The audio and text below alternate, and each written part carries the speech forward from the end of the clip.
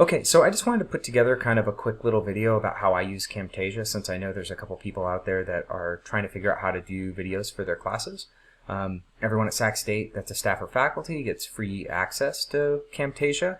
I don't do anything super fancy with it.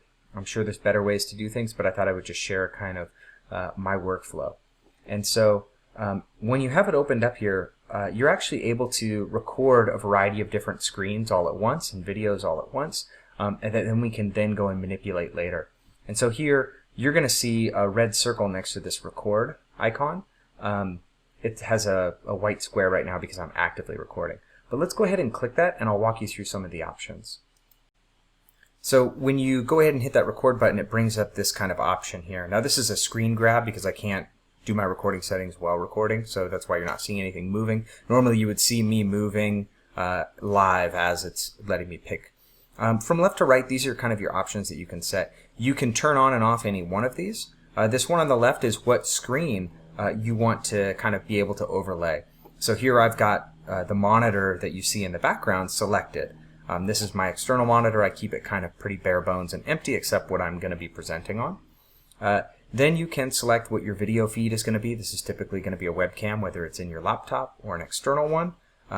And then you can also set the resolution. I tend to keep it around 1280, 720 for kind of internet speed purposes. And then you can select your microphone. This could be separate from your video camera or it could be a part of your video camera as well. And then finally, if you want to record sounds that are coming out of your computer, like if you want to play music through your computer or videos, you can set up recording your system audio as well.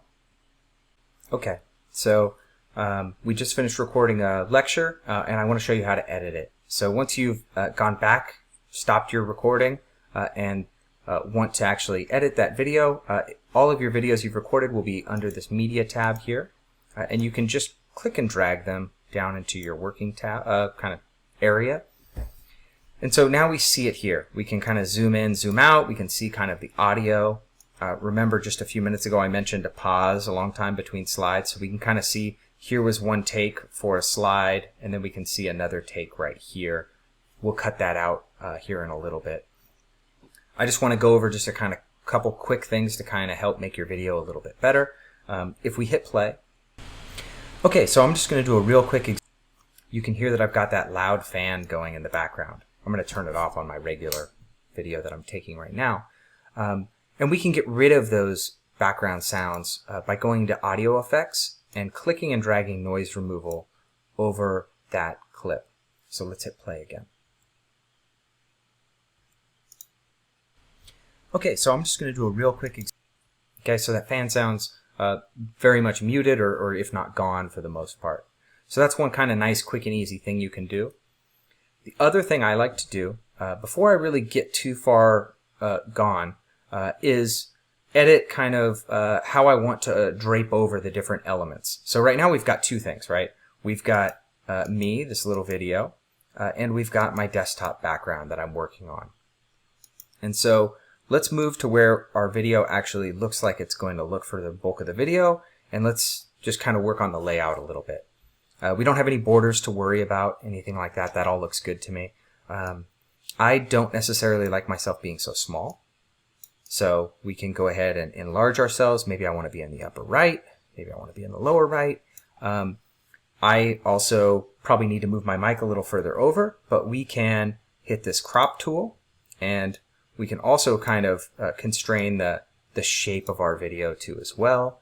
And if you want to get really fancy, you can also start to apply masks. I'm not going to get into how to do that, but where it cuts out circles instead of a square around your face and all sorts of things like that. So now this video kind of looks a little bit more professional than what we started with. This will be applied to the whole length of the video as long as it's connected and not split apart. So splitting apart is something that we do quite frequently. And so it's important to kind of do this at the beginning before you start chopping things up. First thing I like to chop up is I get to where I'm actually on the content that I'm doing my video on. Now, I didn't say anything of substance in this whole video, so I'm not going to start and stop and try and listen for the perfect place to cut and start the video. We'll just say, hey, this is where I really want my video to start. And so we can get our marker here kind of where we're playing it currently in this big window. And we can right click it and we can say split all, and it's going to split these into two parts. So we can go ahead and delete one. And then we can select both of our elements and we can move them so that this is now the start. Now I've got a nice 1-minute video. If you recall, I paused before this cheetah slide and made a mistake. I said it's a slow thing. I just made another mistake. And then I tried again and said it's a fast thing. I left these big pauses because now it's really easy for me to go back. Normally I would be listening to these over and over again and figuring out what to cut and not, but for this video I'll just show you how to cut. You can click and drag the red or green across so you have kind of a bridge across the region you want to get rid of. On Mac it's Command Delete, and not only do you cut that part out, you stitch them back together, so this still counts as one video for the purposes of kind of moving things around and having it applied across the whole video. So that's how you cut out pieces you don't like. And then there's all sorts of other fun things you can do. You know, you can have your videos fade out and fade in and all sorts of stuff that I'll leave you to kind of play around with on your own. The only thing that I think is important to mention is that you can always annotate things. So you can, add in things through your video. Like the cheetah says hi. You can kind of expand the duration that it stays on the video or decrease it. You can make that fade in, fade out. You can kind of do whatever you want. Once it is done, you can save this, but it won't save as a video. It'll save as a Camtasia project file. The way you get this thing as a video, two ways. You can either save it as a local file using export, or what I do is I actually just export it direct to YouTube. I already have my YouTube account. I give it a name, title, description, things like that, and I hit export. It's already linked. It uploads direct to my YouTube channel, and then I can share it with the students. So that is my workflow.